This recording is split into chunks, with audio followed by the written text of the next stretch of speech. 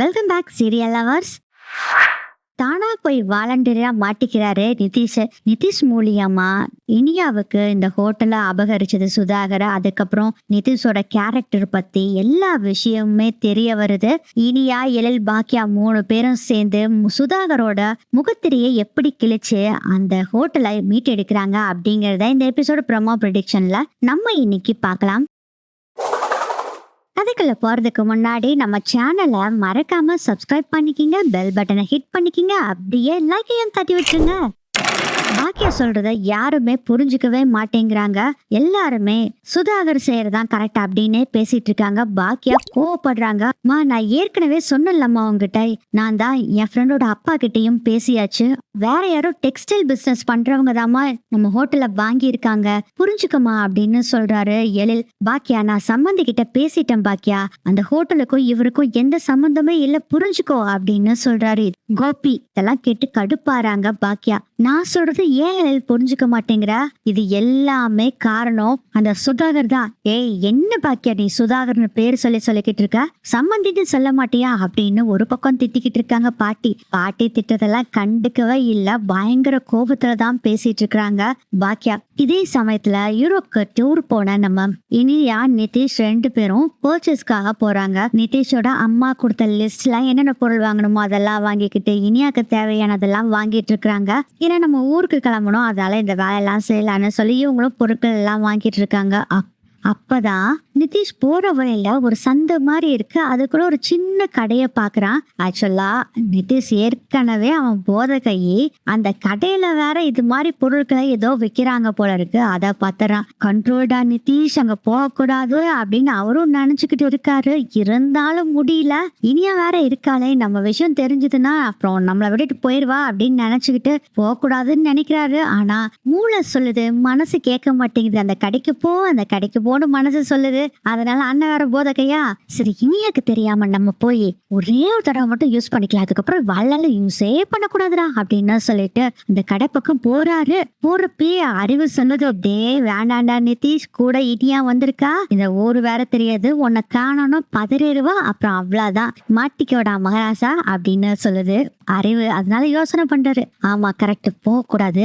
ஆனா நிதிஷோட மனசாட்சி சொல்லுது, ஏன் நம்ம இன்னொரு வழி வேணா பண்ணலாம்ல, ஒரு கடையில போய் இனியாவை விட்டுட்டு நம்ம இந்த கடைக்கு வந்துட்டு போயிடலாம்ல அப்படின்னு சொல்லுது. இது செம்ம ஐடியா அப்படின்னு சொல்லிட்டு இனியாவை கூட்டிட்டு போய் பர்ச்சேஸ் பண்றதுக்காக ஒரு பெரிய கடையில விட்டுட்டு நான் ரெஸ்ட் ரூம் போயிட்டு வர்றேன் அப்படின்னு பொய்ய சொல்லிட்டு அங்க இருந்து நிதிஷ் கிளம்புறாரு. அதுவும் இந்த ஊர் சரக்கு சூப்பரா இருக்கும்னு சொல்லி நம்ம ஃப்ரெண்ட்ஸ் வேற சொல்லியிருக்கானுங்களா, போய் பார்த்தலாம் அப்படின்னு சொல்லிட்டு அந்த கடைக்குள்ள பூந்துறாரு.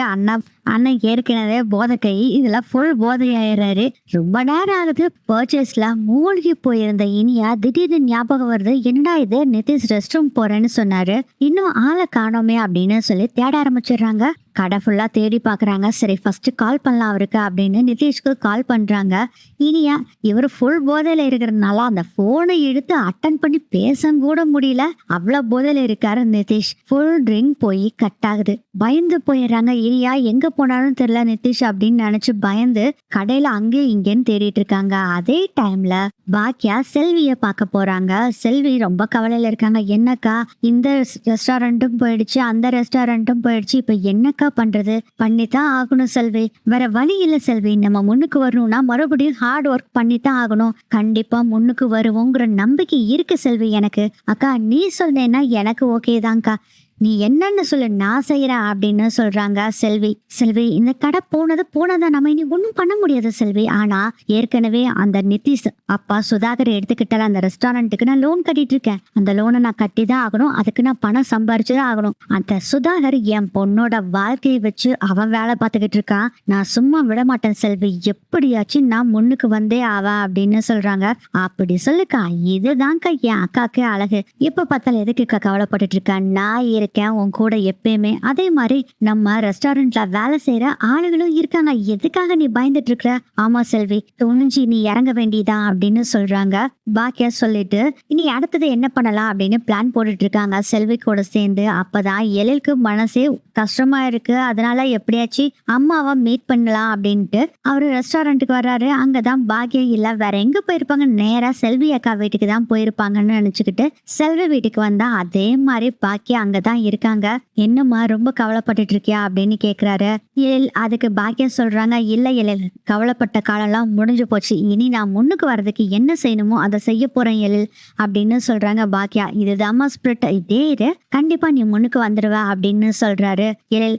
இருந்தாலும் எழிலுக்கு ஒரு டவுட்மா, நீ நிஜமானே அங்கிள் கிட்ட பேசுனியா? யாருக்கிட்ட எழில்? இல்லம்மா, சுதாகர் அங்கிள் கிட்ட பேசுனியா? டேய், நான் பேசுனேன்டா, அவர் தான்டா சொன்னாரு அந்த ஹோட்டலை நான் வாங்கிட்டேன்னு சொன்னாருடா. அது மட்டும் இல்லாம உன் ஃப்ரெண்டோட அப்பாவும் அவரும் கை குலுக்கி பேசிட்டு இருந்தாங்க, சிரிச்சிட்டு இருந்தாங்கடா, தோல்ல வேற தட்டி கொடுத்தாரு சுதாகர்டா. இதுல இருந்தே உனக்கு என்னடா தெரியுது? இவங்க 2 பேரும் சேர்ந்து கூட்டா ஏதோ ஒண்ணு செஞ்சிருக்காங்கன்னு தெரியலையா அப்படின்னு கேக்குறப்போ, அம்மா சொல்றதுலயும் ஒரு பாயிண்ட் இருக்கு அப்படின்னு எழில் யோசனை பண்ண ஆரம்பிச்சிடறாரு. இதை உடனே என்னன்னு கண்டுபிடிக்கணும் அப்படின்னு எழில் யோசனை பண்ணிட்டு, சரிம்மா நீங்க நேரா வீட்டுக்கு போங்க, எங்கே அங்கே எங்கேன்னு போயிட்டு இருக்காதுங்க. இல்ல நான் கோயிலுக்கு போயிட்டு அப்புறம் வீட்டுக்கு போறேன் அப்படின்னு பாக்கியா சொல்றாங்க. சரிம்மா அப்படின்ட்டு எழில் நேரா இப்போ எங்க போறாருன்னா, அந்த ஹோட்டல் கொடுத்தாரு பாருங்க, அந்த அங்கிள் இருக்காருல்ல, அவரோட ஃப்ரெண்டு தானே எழிலோட ஃப்ரெண்டு. அதனால அந்த ஃப்ரெண்டை பாக்குறதுக்காக எழில் போறாரு. அவரும் வேலைக்கு போயிட்டாரு, பிஸியா இருக்கிறாரு. அவருக்கு கால் பண்ணி உங்ககிட்ட கொஞ்சம் தனியா பேசணும் அப்படின்னு எழில் சொல்றாரு. அந்த ஃப்ரெண்டும், இருடா நான் வேலையெல்லாம் முடிச்சுட்டு கொஞ்சம் பெர்மிஷன் போட்டுட்டு வரேன் அப்படின்னு சொல்லிடுறாரு. சரிடா அப்படின்ட்டு அவரு போனை கட் பண்ணிடுறாரு. கொஞ்ச நேரத்துக்கு அப்புறம் எழிலுக்கு அந்த ஃப்ரெண்டு கால் பண்ணி, நம்ம 2 பேரும் ரெஸ்டாரண்ட்ல எங்கேயாச்சும் மீட் பண்ணலாமா எழில் அப்படின்னு கேக்குறாரு. தாராளமாடா அப்படின்னு சொல்லி ஒரு ஃபேமஸான ரெஸ்டாரண்ட் பேரு சொல்லி அங்க மீட் பண்ணலாம் அப்படின்னு எழில் சொல்லிடுறாரு. அதுக்கப்புறம் அந்த ஃப்ரெண்ட் எழில் 2 பேரும் மீட் பண்றாங்க. ஃப்ரெண்டு வந்தோடனே எழில் கிட்ட கேக்குறாரு, என்ன விஷயம்டா, எதுக்காக என்ன வர சொன்னா அப்படின்னு கேக்குறாரு. இல்லடா அந்த ஹோட்டல் விஷயமா தான் அப்படின்னு எழில் சொல்லும் போது, ஏற்கனவே சொல்லியாச்சேடா, கடன் பிரச்சனை ஓவரா இருந்தது என் அப்பாக்கு, அதை சரி கட்டுறதுக்காக இந்த ரெஸ்டாரண்ட்டை விற்க வேண்டிய நிலைமை வந்துருச்சு, வேற வழி இல்லடா அப்படின்னு சொல்றாரு ஃப்ரெண்டு. இல்லடா என் அம்மா கிட்ட என் இடியாவோட மாமனார் சொல்லியிருக்காரு இந்த ஹோட்டலை அவரு வாங்கிட்டாருன்னா அதான். டேய், எத்தனை தடவைடா சொல்றது, உனக்கு புரிஞ்சுக்கவே மாட்டியா? என் அப்பா வேற யாரோ ஒருத்தருக்கு தான் வித்திருக்காரு, அவரு கடன் பிரச்சனைனால தான் வித்தாரு, ஏன்னா புரிஞ்சுக்கவே மாட்டேங்கிற, என்ன நம்ப மாட்டியா அப்படின்னு கண்டபடி திட்டிட்டு அங்கிருந்து எழுந்திரிச்சு போயிடுறாரு. அப்பவே டவுட் ஆயிருது எழிலுக்கு. இல்லையே, இது ஏதோ வில்லங்க மாதிரி தெரியுதே அப்படின்னு நினைச்சிட்டு இருக்காரு. இதே சமயத்துல நம்ம இனியா நிதிஷை காணோன்னு பயங்கரமா அழுதுட்டு இருக்காங்க. கடையிலேயே உட்காந்து அழுதுட்டு இருக்காங்க. அங்க இருக்கவங்க எல்லாம் என்னாச்சு அப்படின்னு கேக்குறாங்க. ஹஸ்பண்டை காணோம் அப்படிங்கிற விஷயத்த சொல்றாங்க. அங்க இருக்க மேனேஜர், எங்க அவரோட போட்டோ ஏதாச்சும் இருக்கா அப்படின்னு கேக்குறாங்க. போட்டோவை காமிக்கிறாங்க. இல்லையே, அவர் எங்க போனான்னு தெரியலையே அப்படின்னு சொல்லிட்டு இந்த கடையில இருக்கக்கூடிய ரெஸ்ட் ரூம் எல்லாத்தையுமே செக் பண்ணி பாக்குறாங்க. அங்க நிதிஷ் இல்ல. இதை பார்த்து ரொம்ப ஃபீல் பண்ணிட்டு இருக்காங்க. நான் போலீஸ் கிட்ட கம்ப்ளைண்ட் கொடுக்கலாமா அப்படின்னு யோசனை பண்றாங்க. அந்த மேனேஜர் கிட்டையும் சொல்றாங்க இனியா. அதுக்கு அந்த மேனேஜர் என்ன நினைக்காருன்னா, போலீஸ் கிட்ட கம்ப்ளைண்ட் கொடுத்தா நம்ம கடையோட இமேஜ் போயிரும் அப்படின்னு நினைச்சுக்கிட்டு, இல்ல மேடம் இருங்க, நம்ம ஃபர்ஸ்ட் செக் பண்ணி பார்த்துட்டு கடைசியில கிடைக்கலன்னா வேணா நம்ம போலீஸ் கிட்ட கம்ப்ளைண்ட் பண்ணலாம் அப்படின்னு சொல்லிட்டு என்ன பண்றாருன்னா, நேரா சிசிடிவி ஃபுட்டேஜுக்கு இனியாவை கூட்டிட்டு போறாங்க. நிதிஷ் எங்கெங்க போயிருக்காரு அப்படின்னு பாக்கலாம்னு சொல்லிட்டு, எத்தனை மணிக்கு வந்தீங்க அப்படின்னு மேனேஜர் இனியா கிட்ட கேக்குறாங்க. அவங்க வந்த டைமா சொல்றாங்க. அந்த டைம்ல இருந்து ஓட்டி பாக்குறாங்க. இனியா நிதிஷ் 2 பேரும் கடைக்குள்ள வந்தது, அவங்க பொருட்கள்லாம் வாங்கினது. அதுக்கப்புறம் நிதிஷ் இனியா கிட்ட ஏதோ ஒண்ணு பேசிட்டு அங்கிருந்து போறாரு. எங்க போறாரு அப்படின்னு செக் பண்ணி பார்க்கும்போது கடையில இருக்கக்கூடிய ரெஸ்ட் ரூம்க்கு போகவே இல்லை. அவரு கடையில இருந்து வெளியே போறாரு. அதை பார்த்துட்டு, மேடம் இந்த கடைக்குள்ள அவரு இல்லை, ஏற்கனவே அவர் கடையில இருந்து வெளியே போயிருக்காரு மேடம் அப்படின்னு சொல்றாங்க. இதை பார்த்துட்டு வினியா சொல்றாங்க, எனக்கு வேற யாருமே இங்க தெரியாது சார், ப்ளீஸ் சார் எனக்கு ஹெல்ப் பண்ணுங்க, அவர் எங்க போனார்னு தெரியல அப்படின்னு சொன்னோடனே இனியா அழுகிறத பார்த்தனே, ஒரு நிமிஷம் வெயிட் பண்ணுங்க மேடம், எனக்கு ஒருத்தர் இந்தியன் இருக்காரு, அவரை கூப்பிடுறேன் இருங்க, என் ஃப்ரெண்டு தான் அவரு அப்படின்னு சொல்லிட்டு அந்த மேனேஜரோட ஃப்ரெண்டு இந்தியன் அவருக்கு கூப்பிடுறாரு. அவரும் பேசுறாரு, நீ கொஞ்சம் அர்ஜென்டா வா, இங்க ஒரு இந்தியன் லேடி வந்திருக்காங்க, அவங்க ஹஸ்பண்டா வந்து தொலைச்சிட்டாங்க, அதனால தேடணும், நீ கொஞ்சம் வா அப்படின்னு சொல்றாங்க. ஒரு 1/2 hourல வந்துடுறா அப்படின்னு சொல்லிட்டு அந்த இந்தியனும் போனை கட் பண்ணிடுறாங்க. இனியாவும் பயங்கர டென்ஷன்ல இருக்காங்க. அதுக்கப்புறம் அந்த இந்தியன் வந்துடுறாரு. கடைசியில நல்ல வேலைக்கு தமிழ் பேசுற ஆளா இருக்காரு. அதுக்கப்புறம் இந்த மேனேஜர் கிட்ட வந்தோடனே, இவங்க தான் இனியா, இவங்களோட ஹஸ்பண்ட் தான் காணோம், நீங்க கொஞ்சம் ஹெல்ப் பண்ணுங்க அப்படின்னு சொல்றாங்க. இவர் இந்தியன் மட்டும் இல்ல, அந்த ஊர்ல இதுல டிடெக்டிவா வேற இருக்கறனால ஈஸியாவும் போயிருது. அவர் பேரு ராகேஷ். ராகேஷ் சொல்றாரு, மேடம் உங்களுக்கு எந்த லாங்குவேஜ் தெரியும் அப்படின்னு இனியாவை பார்த்து கேக்குறாரு ராகேஷ். நான் தமிழ் பேசுவேன், இங்கிலீஷ் பேசுவேன் அப்படின்னு சொல்லவும், அட நீங்க தமிழா, சூப்பரா போச்சு மேடம், நல்ல வேலைக்கு நானும் தமிழ் தான், என்ன பிரச்சனை சொல்லுங்க அப்படின்னு சொல்றாங்க. நடந்த விஷயத்த பூரா சொல்றாங்க, இன்க்ளூடிங் கடைக்குள்ள வந்தது, அதுக்கப்புறம் ரெஸ்ட் ரூம் போறேன்ட்டு போனது, அதுக்கப்புறம் இந்த சிசிடிவி ஃபுட்டேஜ் பார்த்தது, எல்லா விஷயத்தையும் சொல்றாங்க. இனியா இதை கேட்டுட்டு, மேடம் கவலையே படாதீங்க, உங்க ஹஸ்பண்ட நம்ம இன்னும் 1 மணி நேரத்துல கண்டுபிடிச்சிடலாம் அப்படின்னு சொல்லிட்டு, அவரோட போட்டோ ஏதாச்சும் இருக்கா அப்படின்னு கேக்குறாரு. இருக்குங்க சார் அப்படின்னு மொபைல்ல அந்த போட்டோவை காமிக்கிறாங்க. அவரோட போட்டோவை பார்த்துட்டு, எனக்கு உடனே இந்த போட்டோவை எனக்கு சென்ட் பண்ணி விடுங்க அப்படின்னு சொல்லிட்டு இவர் என்ன பண்றாருன்னா, அவருக்கு தெரிஞ்ச ஆளுகிட்ட எல்லாத்துக்கிட்டையும் அந்த போட்டோவை சென்ட் பண்ணிட்டு, மேடம் நீங்க இங்கேயே வெயிட் பண்ணுங்க, நான் 1 மணி நேரத்துல அவரை கண்டுபிடிச்சு கூட்டிட்டு வந்துடுறேன், கவலைப்படாதீங்க அப்படின்னு சொல்றாங்க. ஐயோ இல்ல சார், நான் உங்க கூடயே தான் வருவேன், இல்ல சார் நான் கடையில எல்லாம் வெயிட் பண்ண மாட்டேன், நான் உங்க கூடயே வர்றேன் சார் அப்படின்னு சொல்றாங்க. சரி வாங்க அப்படின்னு கூட்டிட்டு போறாங்க. இப்ப என்ன பண்ண போறேன்னா, ராகேஷ் ஃபர்ஸ்ட் வந்து ஷாப்ல இருந்து லெஃப்ட் சைடு இருக்கக்கூடிய கடைக்கு போறாரு. கூடவே இனியும் தான் போறாங்க. ராகேஷ் மேனேஜர் கிட்ட வந்து பேசி சிசிடிவி ஃபுட்டேஜ வாங்குறாரு. ஆக்சுவலா அந்த ஃபுட்டேஜ்ல நிதிஷ் இந்த சைடு வந்திருக்காரா, அதாவது லெஃப்ட் சைடு வந்திருக்காரான்னு பாக்குறதுக்காக தான் ஃபுட்டேஜ வாங்குறாரு. ஆனா லெஃப்ட் சைடு வந்த மாதிரியே இல்ல. சரி தேங்க்ஸ்ன்னு சொல்லிட்டு அடுத்தது ரைட் சைடு இருக்கிற கடையில போய் சிசிடிவி ஃபுட்டேஜ வாங்கி பாக்குறாரு. பாக்குறப்போ பார்த்தா இவங்க வந்த ஷாப்ல இருந்து ரைட் சைடு தான் வந்திருக்காரு அப்படிங்கறது தெரிய வருது. உடனே அடுத்த கடைக்கு போறாரு. இப்படி ஒவ்வொரு கடைக்கா போய் அவர் எங்க போயிருக்காரு அப்படிங்கறத சிசிடிவி ஃபுட்டேஜ்ல பாக்குறாரு. அப்போ ஒவ்வொரு கடையா பார்க்கும்போது ஒவ்வொரு கடையவா கிராஸ் பண்ணி போனவரு பக்கத்துல ஒரு சின்ன ஒரு குறுக்கு சந்து மாதிரி இருக்கு, அந்த கட்டுக்குள்ள போறது தெரிய வருது. சார் என்ன சார் இங்க எதுக்கு போறாரு இவரு அப்படின்னு இனியா கேக்குறாங்க. மேடம் இவர் ஏன் இந்த சைடு போறாங்க அப்படின்னு முழிக்கிறாங்க. ஏன் சார் இப்படி முழிக்கிறீங்க, வாங்க சார் நம்ம போய் பார்க்கலாம் அப்படின்னு. இல்ல மேடம் இந்த சைடு லேடிஸ் எல்லாம் வர வேண்டாம் அப்படின்னு சொல்றாங்க. ஏன் சார் அப்படிங்கும் போது, இந்த சைடு நம்ம கண்ட்ரில எது தடை செஞ்சிருக்காங்களோ அந்த பொருட்கள் விற்கிற இடம் அப்படிங்கிற மாதிரி சொல்றாங்க. அவர் அந்த போதை பொருள்லாம் விற்கிற இடம் அப்படிங்கிறத நாசூக்கா சொல்றாரு. இனியாவும் நல்லாவே புரிஞ்சுக்கிறாங்க. சார் அப்படி இருந்தாலும் பரவாயில்ல, போய் பார்க்கலாம் வாங்க அப்படின்னு சொல்றாங்க. ஏன்னா நிதிஷ் கண்டிப்பா இதெல்லாம் யூஸ் பண்ண மாட்டாரு, எனக்கு தெரியும் அப்படின்னு சொல்றாங்க. இனியா அதுக்கு ராகேஷ் சொல்றாரு, மேடம் உங்க முன்னாடி அவர் யூஸ் பண்ணாம இருந்திருக்கலாம், ஆமா உங்களுக்கு கல்யாணம் ஆகி எத்தனை நாள் ஆகுது அப்படின்னு சொல்றாங்க. கொஞ்ச நாள் தான் ஆகுதுன்னு சொன்னோடனே, மேடம் உங்களுக்கு தெரியாம கூட இருந்திருக்கலாம், நான் போய் பார்த்துட்டு வரேன், நீங்க இருங்க அப்படின்னு சொல்றாங்க. இல்ல நானும் தான் வருவேன், கண்டிப்பா நிதிஷ் இதை செஞ்சிருக்க மாட்டாரு, வேற யாரோ ஃபோர்ஸ் பண்ணி மிரட்டி தான் வர சொல்லியிருப்பாங்க அப்படின்னு இவங்களா ஒரு கற்பனை பண்ணிக்கிறாங்க.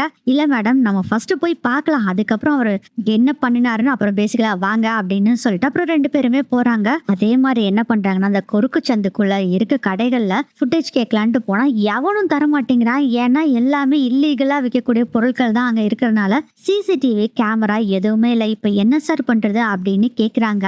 இனியா அதுக்கு ராகேஷ் சொல்றாரு, மேடம் லீகலா பிசினஸ் செய்யறவங்க எல்லாருமே சிசிடிவி கேமரா வச்சிருக்காங்க, இந்த குறுக்கு சந்துக்குள்ள இருக்குது பாருங்க, இது எல்லாமே இல்லீகல் பிசினஸ் நடக்கிற இடம் மேடம், அதனால இவனுக்கு சிசிடிவி கேமரா வச்சிருப்பானுங்க, ஆனா நம்ம கிட்ட கொடுக்க மாட்டானுங்க மேடம், அதுவும் சிசிடிவி கேமரா கடையில தெரியற மாதிரி மக்களுக்கு தெரியற மாதிரியே வைக்க மாட்டாங்க, இவன் எப்படியும் இவனுங்க எல்லாம் ஹைட் பண்ணி தான் வச்சிருப்பானுங்க, ஆனா சிசிடிவி கேமரா இருக்கும், நம்ம கேட்டா கண்டிப்பா கொடுக்க மாட்டாங்க, இருங்க மேடம் நான் எப்படியாச்சும் பழி பண்றேன் அப்படின்னு சொல்லிட்டு உடனே இவருக்கு தெரிஞ்ச போலீஸ் டிபார்ட்மெண்ட்ல இருக்க ஹையர் ஆபீசர் கிட்ட இந்த விஷயத்த பத்தி பேசுறாங்க. அப்பதான் அந்த இன்ஸ்பெக்டர் என்ன சொல்றாருன்னா, எனக்கு அந்த ஏரியால இன்ஃபார்மர் ஒருத்தர் இருக்காரு, அவரை வேணா உங்களுக்கு இன்ட்ரடியூஸ் பண்ணி வைக்கிறேன் அப்படின்னு சொல்லிட்டு அந்த இன்ஃபார்மரோட போனை இவர் நம்பரை இவர்கிட்ட கொடுக்குறாங்க. அதுக்கப்புறம் அந்த இன்ஸ்பெக்டருக்கு தேங்க்ஸ் சொல்லிட்டு அந்த இன்ஃபார்மர் இருக்காருல அவருக்கு கால் பண்றாரு ராகேஷ். அவரு பேரு டேவிட். இன்ஃபார்மர் டேவிட் கிட்ட பேசுறாரு ராகேஷ். அவரு சொல்றாரு, அதுக்கப்புறம் நடந்த விஷயத்த எல்லாத்தையும் சொல்றாரு. இதெல்லாம் கேட்டுட்டு, சார் நீங்க சொல்றது 100க்கு 100 கரெக்ட், அவனுங்க கேமரா வச்சிருப்பானுங்க, ஆனா ஹைட் பண்ணி வச்சிருப்பாங்க, இந்த கடைக்குள்ள எங்க வச்சிருக்கானுங்கன்னு நம்ம கண்டுபிடிக்க முடியாது சார், ஆனா எனக்கு பிரச்சனை இல்ல, எனக்கு ஆளுங்க இருக்கானுங்க, நான் உங்களுக்கு ஒரு 10 மினிட்ஸ் மட்டும் டைம் கொடுங்க, நான் எல்லாம் பக்காவா பார்த்து சொல்லிடுறேன் அப்படின்னு சொல்றாரு இன்ஃபார்மர் டேவிட். சரின்னு சொல்லி போனை கட் பண்ணிட்டு, மேடம் நம்ம இங்க இருக்கிறதுல யூஸே இல்ல, நம்ம போய் மெயின் ரோட்ல போய் நிக்கலாம், இன்ஃபார்மர் டேவிட்டும் ஒரு 10 மினிட்ஸ் டைம் கேட்டிருக்கான், நம்ம அதுக்குள்ள வெளியே போலாம் வாங்க, இங்க நின்றுட்டு இருந்தோம்னா நம்மளையும் போத கையும் நினைச்சு போலீஸ் பிடிச்சிட்டு போயிடும் வாங்க அப்படின்னு சொல்லி கூட்டிட்டு போயிடுறாங்க. 10-15 நிமிஷம் ஆகுது. கரெக்டா ஒரு கார் வந்து இனியா முன்னாடி வந்து நிக்குது. யாரடா அது அப்படின்னு ராகேஷ் பார்த்தா அங்க இன்ஃபார்மர் டேவிட் தான் வந்திருக்காரு. சார் நான் டேவிட் இன்ஃபார்மர், நீங்க? நான் ராகேஷ். இப்ப போன் கொஞ்ச நேரம் முன்னாடி பேசணும்ல அப்படின்னு சொல்றாரு ராகேஷ். சார் நானும் எல்லா பக்கம் விசாரிச்சுட்டேன், எனக்கு ஒரு ஹேக்கரை தெரியும் சார், அவங்கிட்ட எல்லாம் பேசிட்டேன் சார். ஒவ்வொரு கடைக்கும் போய் கேமரா இருக்கான்னு கேட்க வேண்டிய அவசியமே இல்லை சார். என் ஃப்ரெண்டு ஒருத்தன் இருக்க ஹேக்கர், அவங்கிட்ட சொன்னா அவன் ஒரு லிங்க் நமக்கு அனுப்பிச்சு விட்டுருக்கான். இங்க லைவா ஒவ்வொரு கடையில என்னென்ன நடந்துட்டு இருக்கு, இதுக்கு முன்னாடி என்னென்ன நடந்தது, நீங்க டைம் சொன்னீங்கன்னா அந்த டைம்ல இருந்தும் கூட நம்ம பாத்துக்கலாம் அப்படின்னு சொல்லி ஒரு லேப்பை காமிக்கிறாங்க. இங்க எப்படி நின்று பாக்குறது அப்படின்னு யோசனை பண்ணும்போது ஒன்றும் பிரச்சனை இல்லை, என்னோட கார்ல உட்காந்து இது பார்க்கலாம் வாங்கன்னு சொல்லிட்டு அவர் ஒரு எஸ்யூவில தான் வந்திருக்காரு. அந்த எஸ்யூவில உட்காந்துட்டு இவங்க 3 பேரும் பாக்குறாங்க. மேடம் நீங்க அவர் ரெஸ்ட் ரூம் போறேன்னு சொல்லிட்டு போனது டைம் என்னன்னு சொன்னீங்க அப்படின்னு கேக்குறாங்க இனியா கிட்ட. அந்த டைம் இனியாவும் சொல்றாங்க. அதுக்கப்புறம் அந்த டைம்ல இருந்து இவங்க கொஞ்சம் கொஞ்சமா ஒவ்வொரு கடையோட ஃபுட்டேஜை பாக்குறாங்க. ஃபர்ஸ்ட் எடுத்தோன்னே இந்த ஃபர்ஸ்ட் என்ட்ரன்ஸ்ல இந்த குறுக்கு சந்தில என்ட்ரன்ஸ்ல இருக்குல்ல அந்த கடையோட ஃபுட்டேஜை பாக்குறாங்க. ராகேஷ் சொல்றாரு, கடைக்குள்ள காமிக்க வேண்டாம்ப்பா, கடைக்கு முன்னாடி என்ட்ரன்ஸ்ல இருக்கும்ல, ரோட்டை பார்த்து இருக்கும்ல, அந்த கேமரா ஃபர்ஸ்ட் ஆன் பண்ணி பாரு அப்படின்னு சொல்றாங்க. உடனே கால் பண்றாரு அவரோட ஃப்ரெண்டுக்கு டேவிட். டேய் கடைக்கு முன்னாடி இருக்கிற கேமரா வேணுமாமாடா, அதை எனக்கு கொஞ்சம் சென்ட் பண்ண அப்படின்னு 5 நிமிஷத்துல அவரும் சென்ட் பண்ணிடுறாங்க. அந்த டைம்ல இருந்து ஃபார்வர்ட் பண்ணி பாக்குறாங்க. பார்க்கும்போது இவங்க சொன்ன டைம்ல இருந்து ஒரு 5 நிமிஷத்துல நிதிஷ் நடந்து வந்துட்டு இருக்காரு. இதோ இங்கதான் நடந்து வர்றாரு பாருங்க, இவர்தான் அப்படின்னு இனியா காமிக்கிறாங்க. இந்த முன்னாடி கடையை கிராஸ் பண்ணி போறாரு. டேவிட் கிட்ட ராகேஷ் சொல்றாரு, அடுத்த கடையோட ஃபுட்டேஜ் காமிங்க அப்படின்னு சொல்லுவோம். சார் அதுக்கு அவசியமே வேண்டியதில்லை சார், அடுத்த கடைக்கெல்லாம் போக வேண்டியதில்லை, இந்த கடையிலேயே ரைட் சைடு ஒரு கேமரா ரைட் சைடு பார்த்து இருக்கு, லெஃப்ட் சைடு ஒரு கேமரா லெஃப்ட் சைடு பார்த்து, அதே மாதிரி ரோட பார்த்து ஒரு கேமரா இருக்கு, மொத்தம் 3 கேமரா இந்த கடையில மட்டும் இருக்கு சார், அதனால ஈஸியா பார்த்துடலாம் சார். இருங்க லெஃப்ட் சைடு போற கேமராவை நான் அனுப்ப சொல்றேன் என் ஃப்ரெண்டா அப்படின்னு இன்ஃபார்மர் டேவிட் அவங்க ஃப்ரெண்டுக்கு கால் பண்ணி, டே அதே கடையில லெஃப்ட் சைடு கேமராவை எனக்கு காமி அப்படின்னு சொன்னோடனே அதே மாதிரி லெஃப்ட் சைடு கேமராவோட லிங்க் அனுப்பிச்சு விடுறாங்க. இவங்களும் இந்த நிதிஷ் போன டைம்ல இருந்து இவங்க மறுபடியும் ஃபார்வர்ட் பண்ணி பாக்குறாங்க. நிதிஷ் கரெக்டா இந்த கடையை கிராஸ் பண்ணி போய்கிட்டே இருக்காரு. ஒரு 5-6 கடை தாண்டினோடனே அங்க ஒரு கடை இருக்கு. அந்த கடைக்குள்ள நிதிஷ் போறத பாக்குறாங்க. சார் இந்த கடையா அப்படின்னு சொல்றாரு.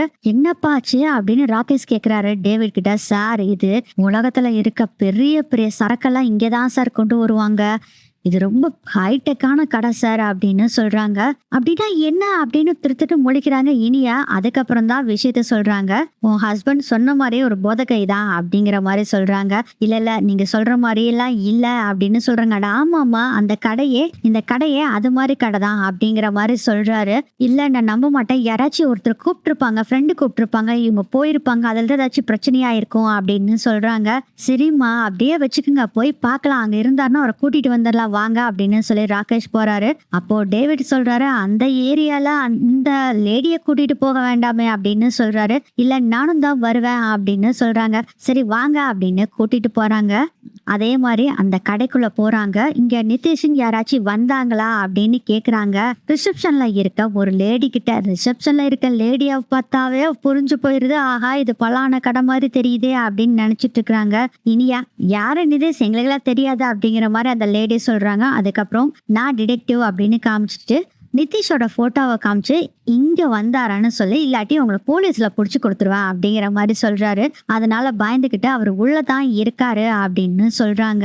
3rd ஃப்ளோர்ல தான் இருக்காரு நிதிஷ். அங்க போய் அந்த ரூம் ஓபன் பண்ணி பார்த்தா அங்க ஏகப்பட்ட டேபிள்ஸ் இருக்கு. இது மாதிரி பொருட்களை யூஸ் பண்ணிட்டு இருக்க ஏகப்பட்ட ஆளுங்க இருக்காங்க. நிதிஷ் இருக்காரா அப்படின்னு தேடி பார்க்கும்போது ஓரத்துல ஒரு டேபிள் இருக்கு, அங்கதான் மட்டையா இருக்காரு நிதிஷ். இனியா நிதிஷ கண்டுபிடிச்சிடுறாங்க. டேவிட் கிட்டையும் ராகேஷையும் கூப்பிட்டு இங்க இருக்காரு வாங்க அப்படின்னு சொல்லிட்டு, நிதிஷ் எழுந்திரிங்க, நிதிஷ் எழுந்திரிங்க அப்படின்னு சொல்றாங்க. ஆனா ஃபுல் போதையில இருக்கிறாரு, எழுந்திரிக்க கூட முடியல. அதனால ராகேஷ் டேவிட் 2 பேரும் நிதிஷை தூக்கிட்டு வெளியே வந்து காருக்குள்ள தூக்கி போட்டுக்கிட்டு, அதுக்கப்புறம் நீ எங்கம்மா போகணும் அப்படின்னு கேக்குறாரு ராகேஷ். இவங்க தங்கி இருக்க ஹோட்டல் நேம் சொல்றாங்க. அந்த ஹோட்டலுக்கு போயிட்டு இருக்காங்க. அப்போ இனியா சொல்றாங்க, நிதிஷ் இந்த தப்பு பண்ணவே மாட்டாரு சார், கெஞ்சி கேட்கிறேன், எப்படியாச்சு இதை யாரு செஞ்சதுன்னு எனக்கு கண்டுபிடிச்சு சொல்லுங்க அப்படின்னு சொல்லும் போது, அம்மா இதெல்லாம் ஈஸிமா அப்படின்னு ராகேஷ் சொல்லிட்டு டேவிட் கிட்ட டிரைவ் பண்ணிக்கிட்டே சொல்றாரு. நிதிஷ் ஒரு ரூம்ல இருந்தான்ல, அங்க ஏதாச்சும் சிசிடிவி கேமரா இருக்கான்னு பார்த்து எனக்கு சொல்றியா அப்படின்னு கேக்குறாங்க. சார் ஒரு நிமிஷம் என் ஃப்ரெண்டை கேட்டு சொல்றேன்னு சொல்லிட்டு இன்ஃபார்மர் டேவிட் அந்த ஃப்ரெண்டை கேட்குறாரு. அந்த ஹேக்கர் சொல்றாரு, அந்த ரூம்ல ஒரு கேமரா இருக்கு, நான் ஹேக் பண்றேன், ஆனா எனக்கு ஒரு 15 மினிட்ஸ் டைம் வேணும் அப்படின்னு சொல்றாரு. சரி நீங்க எடுத்துக்கோன்னு சொல்லிட்டு அதுக்குள்ள ரெஸ்டாரண்ட் இருக்க இடத்துக்கு டிரைவ் பண்ணி போயிட்டு இருக்கிறாங்க. 15-20 நிமிஷம் ஆகுது. அதுக்கப்புறம் அந்த ஹேக்கர் கால் பண்றாரு டேவிட்டுக்கு. டேவிட் கிட்ட சொல்றாரு, அந்த ஃபுட்டேஜ் எல்லாத்தையும் அனுப்பிச்சிருக்கேன், நீ பாரு, இன்னைக்கு காலையில இருந்து இது வரைக்கும் இருந்த ஃபுட்டேஜ் பூரா உனக்கு அனுப்பிச்சிருக்கேன் அப்படின்னு சொல்றாரு. தேங்க்ஸ்டா அப்படின்னு சொல்லிட்டு போனை கட் பண்ணிட்டு அந்த ஃபுட்டேஜை பாக்குறாங்க. கரெக்டா டேவிட் நிதிஷ் போன டைமை கண்டுபிடிச்சிடுறாரு. நிதிஷ் அந்த ரூமுக்குள்ள போறாரு. ஆக்சுவலாக அவரு மட்டும்தான் தனியாக போகிறாரு. போய் பார்த்தீங்கன்னா அவரே தான் ஆர்டர் கொடுத்து பொருளை வாங்குறாரு, அவரு யூஸ் பண்ணுறாரு. அது எல்லாமே தெரியுது. அதை பார்த்து இனியா பயங்கர ஷாக்காக இருக்காங்க. நான் தான் சொன்னனேம்மா, இது மாதிரி பொருட்கள்லாம் இது மாதிரி ஆளுகளாம் யூஸ் பண்ணுவானுங்கன்னு சொன்னல, நீதாம்மா கேட்க மாட்டேன்ட்ட, உங்ககிட்ட சொல்லாமல் இருந்திருப்பாமா உன் ஹஸ்பண்ட் அப்படின்னு சொல்கிறாரு. ராகேஷ் அதை கேட்டுட்டு, ஆமாம் சார், நான் ஏமாந்துட்டேன், ரொம்ப நல்லவர்னு நினச்சிட்டு இருந்தேன் அப்படின்னு சொல்லி ரொம்ப ஃபீல் பண்ணிக்கிட்டு இருக்காங்க. இனியா கிட்ட ராகேஷ் சொல்றாரு, கவலைப்படாதம்மா, எல்லாம் சரியாயிரும், நாளைக்கு நாங்கள் ஊருக்கு போகணும் சார், எப்படி ஒரு கூட்டிகிட்டு போகிறதுனே தெரியலையே சார். இனியா கவலைப்படாதீங்க, நான் உங்க கூட இருக்கேன், உங்களை ஊருக்கு உங்க 2 பேர்த்தையும் பத்திரமா அனுப்பி வைக்க வேண்டியது என்னோட பொறுப்பு, சரியா அப்படின்னு சொல்றாரு ராகேஷ். அதுக்கு இனியா சொல்றாங்க, அண்ணா ரொம்ப தேங்க்ஸ் அண்ணா, உங்களை என்னோட அண்ணன் மாதிரி நினைக்கிறேன் அப்படின்னு சொல்றாங்க. நானும் தாமா, உன்ன மாதிரி எனக்கு ஒரு தங்கச்சி இருக்கு, என்னோட தங்கச்சி மாதிரி தாமா உன்னை நான் நினைக்கிறேன், உன்னை ஊருக்கு அனுப்பி வைக்க வேண்டியது என்னோட பொறுப்பு அப்படின்னு சொல்லிட்டு அதுக்குள்ள ரெஸ்டாரண்ட் வந்துருது. அதுக்கப்புறம் ராகேஷ் டேவிட் 2 பேரும் நிதிஷை தூக்கிட்டு போய் ரூமுக்குள்ள போட்டுட்டு அவங்க 2 பேரும் அங்கிருந்து கிளம்புறாங்க. கிளம்புறப்போ ராகேஷ் சொல்றாரு, என்ன இருந்தாலும் சரி எனக்கு கால் பண்ணுமா அப்படின்னு சொல்றாங்க. ஆனா உங்களுக்கு ஃபீஸ் எவ்வளோ அப்படின்னு கேக்குறாங்க. இங்க பாரு, நான் என்னோட ஃப்ரெண்டுக்காக ஹெல்ப் பண்றதுக்காக வந்தேன், ஆனா நீ இப்ப என்னோட தங்கச்சி ஆயிட்டா, உங்ககிட்ட போய் நான் பணம் வாங்குவோம்னா வேண்டாமா, சரிம்மா, நாளைக்கு காலையில் நான் வர்றேன், ஊருக்கெல்லாம் ரெடியா இருங்க, நான் உங்களை கொண்டு போய் ட்ராப் பண்றேன் அப்படின்னு சொல்லிட்டு, இன்னொரு விஷயம், ஏதாச்சும் ஒரு ப்ராப்ளம்னா உடனே இந்த அண்ணனை நினைச்சுக்கோ, கால் பண்ணு, நான் உடனே வந்து நிப்பேன், ஓகேவா அப்படின்னு சொல்லிட்டு அங்க இருந்து போறாரு. இதுல வேற அவரோட விசிட்டிங் கார்டு கொடுத்துட்டு தான் போறாரு. ரொம்ப ஃபீல் பண்ணி அழுதுகிட்டு இருக்காங்க. இதை அங்கிள் ஆண்டி கிட்ட சொல்லலாம்னு நினைக்கிறாங்க இனியா. வேண்டாம் வேண்டாம், இப்போ சொன்னோம்னா அவங்களா ஃபீல் பண்ணுவாங்க, அம்மா கிட்டேயும் இந்த விஷயத்த சொல்ல வேண்டாம், ஏன்னா அம்மா 100 தடவை கேட்டுட்டு இருந்தாங்க எப்படி இருக்குன்னு. இந்த பிரச்சனையை சொன்னா வேண்டாம், ரொம்ப வீட்டில் ஃபீல் பண்ணுவாங்க. யாருக்கிட்டையுமே இந்த விஷயத்த சொல்லாம வீட்டுக்கு போன பின்னாடி அதுக்கப்புறம் இவங்க வச்சுக்கலாம் அப்படின்னு சொல்லி நினைச்சிட்டு இருக்காங்க. அதுக்கப்புறம் நைட் ஆயிடுது. ரொம்ப ஃபீல் பண்ணிக்கிட்டே இனியா அப்படியே படுத்து தூங்குறாங்க. கொஞ்ச நேரத்திலேயே பார்த்தா நிதிஷ் எழுந்திரிச்சிடுறாரு. அரை போதையில இருக்கிறாரு. போதையில எழுந்திரிச்சவர் சும்மாவா இருக்கிறாரு, அவருக்கு ஏற்கனவே இருந்த கேர்ள் ஃப்ரெண்டு நேம் எல்லாம் கூப்பிட்டு, நீ இல்லாம எனக்கு போர் அடிக்குது அப்படி இப்படின்னு ஓவரா பேசிட்டு இருக்காரு. அவங்க கூட ஒன்னா இருந்ததெல்லாம் சொல்லி பேசிட்டு இருக்காரு. இனியா இதை கேட்டுட்டு ஷாக் ஆகுறாங்க. என்ன நிதிஷ் பண்ணிட்டு இருக்கீங்க அப்படின்னு லைட்டை போட்டுட்டு திட்டுறாங்க இனியா. நீ யாரு, நான் உங்க ஒய்ஃப் நிதிஷ், நீங்க இப்படி பண்ணுவாங்க நினைச்சும் கூட பார்க்கலாம் அப்படின்னு சொல்லவும், போதைய வேற இருக்கிறதுனால உண்மை பூரா வளரிட்டு இருக்காரு நிதிஷ். ஆமாடி, எனக்கு ஏகப்பட்ட கேர்ள் ஃப்ரெண்ட்ஸ் இருந்தாங்க, நான் ஒரு போதைக்கை தான், அப்புறம் ஜெயிலுக்கு போனது, இந்த எல்லா விஷயத்தையும் அக்கு வேற ஆணி வேற சொல்லிக்கிட்டு இருக்கிறாரு. இதை கேட்டுட்டு பயங்கரமா ஷாக் ஆகுறாங்க இனியா. என்ன சொல்லிட்டு இருக்கீங்க நிதிஷ், இதெல்லாம் உண்மையா? ஆமாண்டி உண்மைதான், வேணா போன் பண்ணி கேட்டுக்கோ, வேணாலும் என் அப்பாட்டே கேட்டுக்கோ அப்படின்னு சொல்லிட்டு இன்னொரு விஷயத்த வேற சொல்றாரு. எனக்கு யாரும் பொண்ணு கொடுக்க மாட்டேன்ட்டாங்க, அதனால என் அப்பா என்ன பண்ணாரு தெரியுமா, உன்னை கல்யாணம் பண்ணி வைக்கலான்னு முடிவு பண்ணிட்டாரு. அதுவும் எங்க அப்பாக்கெல்லாம் உன்னை எல்லாம் பிடிக்கல, எனக்கு தான் உன்னை பார்த்தோன்னே பிடிச்சி போச்சு, அதனால சரின்ட்டேன். அப்பா உன்னை எதுக்கு எனக்கு கல்யாணம் பண்ணி வச்சாரு தெரியுமா? 2 விஷயம் இருக்கு. ஒண்ணு, அதுல 2வது விஷயம், எனக்கு யாரும் பொண்ணு கொடுக்க மாட்டேங்கிறாங்க, அதனால உன்னை கல்யாணம் பண்ணி வச்சிடலாம்னு நினைச்சாங்க. ஆனா முதல் விஷயம் தான் ஹைலைட், என்ன தெரியுமா? உங்க அம்மா கிட்ட இருக்க ஹோட்டலை என் அப்பா வாங்கணும்னு நினைச்சாரு, ஆனா வாங்க முடியல. அவங்களும் எவ்வளவு தடவை என் அப்பா ட்ரை பண்ணி பார்த்தாரு, வாங்க முடியல. வேற எந்த வழியில அந்த ஹோட்டலை வாங்குறதுன்னு நினைச்சாங்க. அதனாலதான் உன்னை பொண்ணு கேட்டு அதன் மூலியமா வாங்கிடலான்னு முடிவு பண்ணாரு. இப்ப ஹோட்டலையும் வாங்கிட்டாரு அப்படின்னு சொன்னோன்னுமே பயங்கர ஷாக் ஆகுது இனியாக்கு. அப்போ ஹோட்டலுக்காக தான் என்ன கல்யாணம் பண்ணீங்களா நிதிஷ் அப்படின்னு இனியா கேக்குறாங்க. ஆமாண்டி, ஹோட்டலுக்காக தான் என் அப்பா உன்னை கல்யாணம் பண்ணி வச்சாரு. எனக்கு இப்ப என்னங்கிறதுக்கு, என் அப்பா உன்னை பிடிச்செல்லாம் எனக்கு கல்யாணம் பண்ணி வைக்கல, நீங்க நல்ல குடும்பம்னு பார்த்துலாம் பண்ணி வைக்கல, எங்க அப்பாவுக்கு அந்த ஹோட்டல் தேவை, அதனால உன்னை எனக்கு கல்யாணம் பண்ணி வச்சிட்டாரு. அதுவும் உங்க அம்மா ஹோட்டல் எழுதி தர மாட்டேன்னு சொன்னாங்க அப்படின்னு சொல்லி அந்த ஹோட்டலை எழுதி வாங்குறதுக்கு என்னென்ன கோல்மால் பண்ணாங்களோ அது எல்லாத்தையும் சொல்லி, அதுக்கப்புறம் இனியா கிட்ட இருந்து சுதாகர் ஓனர்ஷிப்பை மாத்துறது, இது எல்லா விஷயத்தையுமே சொல்றாங்க. நிதேஷ் பூரா ஒளறி வைக்கிறாரு. இதெல்லாம் கேட்டு பயங்கர ஷாக் ஆகுறாங்க. நீங்க தப்பு பண்ணிட்டீங்க நிதேஷ், என்னை ஏமாத்திட்டீங்க, என்ன மட்டும் இல்ல என் குடும்பத்தவே ஏமாத்திட்டீங்க நிதேஷ் அப்படின்னு சொல்றாங்க இனியா. ஆமா, அப்புறம் என் அப்பா சும்மா இருப்பாரா? என் அப்பா எவ்வளவு பெரிய ஆளு, உன் அம்மா என் ஹோட்டல்ல எழுதி தர முடியாதுன்னு சொல்லியிருக்காங்க என் அப்பா கிட்ட, அப்புறம் என் அப்பா சும்மா விடுவாரா? பாவம் இதுல பாக்கியா ஆண்டி தான். பாக்கியா ஆண்டிய முடிச்சு விடாம என் அப்பா ஓயவே மாட்டாரு அப்படின்னு சொன்னோன்னு இந்த விஷயத்த உடனே அம்மா கிட்ட சொல்லியே ஆகணும்னு சொல்லிட்டு அவங்க அம்மாவுக்கு ஃபோன் பண்ண போறாங்க. வேண்டாம் வேண்டாம், இத முதல்ல அண்ணா கிட்ட சொல்லிடலாம் அப்படின்னு இனியா உடனே எழிலுக்கு கால் பண்றாங்க. சொல்லுலடோ அப்படின்னு சொல்றாரு எழில். ஆனா நான் இப்போ இந்த போன்ல நான் என்ன பேசுறனோ அதை மட்டும் கேட்டுட்டுங்க, பதில் எதுவும் பேசாதீங்க அப்படின்னு சொல்லிட்டு மறுபடியும் ஹோட்டல் விஷயம், அந்த கல்யாண விஷயம், நிதிஷை பத்தி கேரக்டர் விஷயம் எல்லாத்தையுமே இனியா கேட்கறாங்க. மறுபடியும் அவரு திரும்ப திரும்ப இந்த எல்லாத்தையும் ஒப்பிச்சிட்டு இருக்கிறாரு. நிதிஷ் இதெல்லாம் கேட்ட உடனே பயங்கர ஷாக் ஆயிடுது. இதை ஃபுல்லா ரெக்கார்ட் வேற பண்ணி வச்சுக்கிறாரு.